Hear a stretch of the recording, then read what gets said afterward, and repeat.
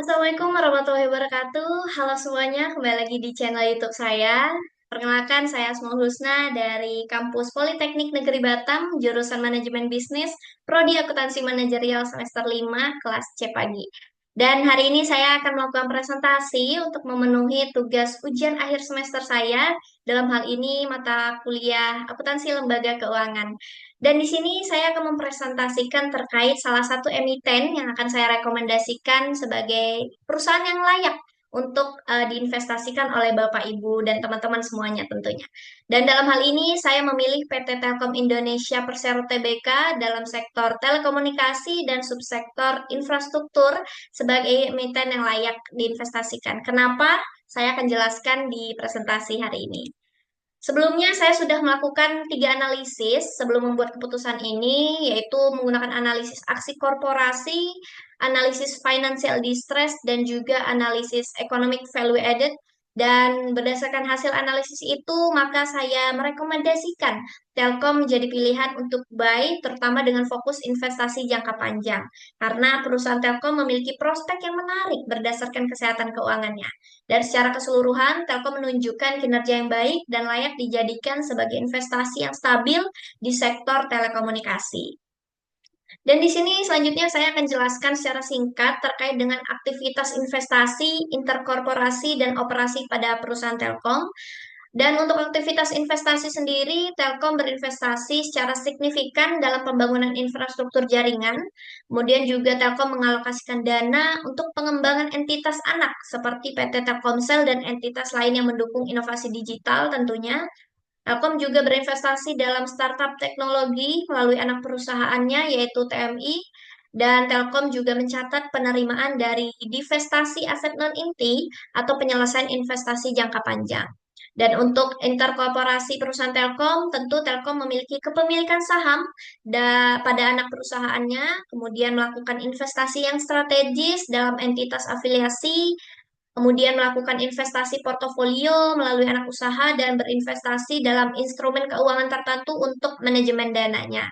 Dan untuk operasi perusahaan Telkom sendiri, ya, perusahaan Telkom memperoleh pendapatan utama dari layanan telekomunikasi sebagai sumber utama arus kas masuknya, kemudian pengeluaran untuk operasional dan layanan pelanggan, kemudian pendapatan dan pengeluarannya berasal dari anak perusahaan, dan pembayaran pajak dan kewajiban lainnya yang menunjukkan kepatuhan terhadap regulasinya sendiri.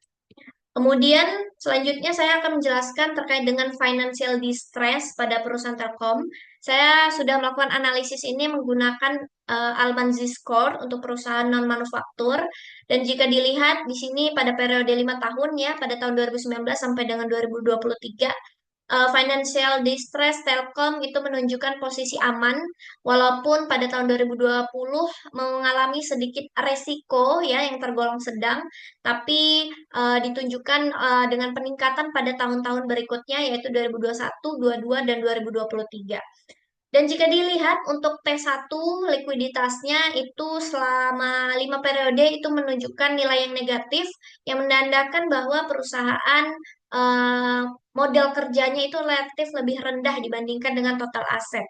Dan hal ini baik untuk perusahaan Telkom yang artinya Telkom mampu mengandalkan aset jangka panjangnya untuk mendukung operasional jangka pendek. Kemudian untuk T2 itu profitabilitas yang mana perusahaan Telkom profitnya selalu stabil di kisaran 0,38 sampai dengan 0,41 ya dalam periode 5 tahun. Dan ini menandakan bahwa eh, perusahaan mampu menahan laba dalam jumlah yang cukup besar dari total aset untuk mendukung pertumbuhan dan operasional perusahaan. Kemudian untuk T3-nya laba operasional itu cenderung menurun ya dari 2019 ke 2023 karena ada sedikit peningkatan biaya operasional. Kemudian untuk struktur modalnya di T4 ya, pada perusahaan Telkom itu meningkat dari 0,96 di tahun 2020 menjadi 1,20 di tahun 2023. Yang mana ini menunjukkan bahwa rasio yang meningkat mencerminkan pengelolaan utang yang baik, yang menandakan bahwa perusahaan secara perlahan mengurangi ketergantungan pada pendanaan berbasis utang.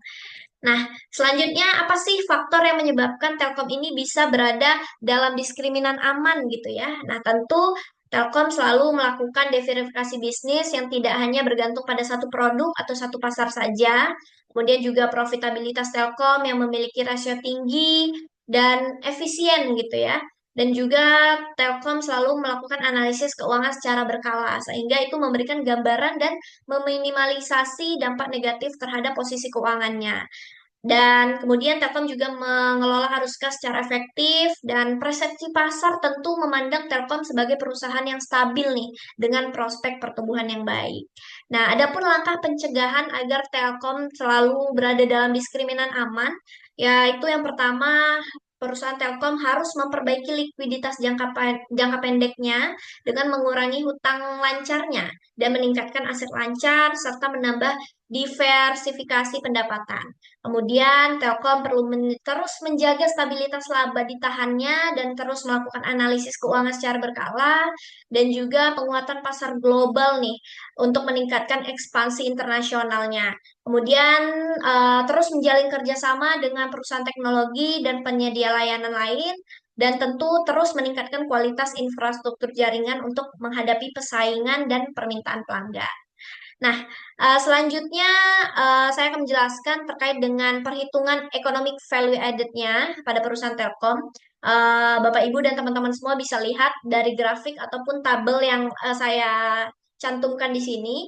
Jika dilihat, Nopat menunjukkan tren peningkatan dari tahun 2019 hingga 2023 ya, meskipun sempat mengalami penurunan pada tahun 2022 akibat adanya peningkatan biaya operasional.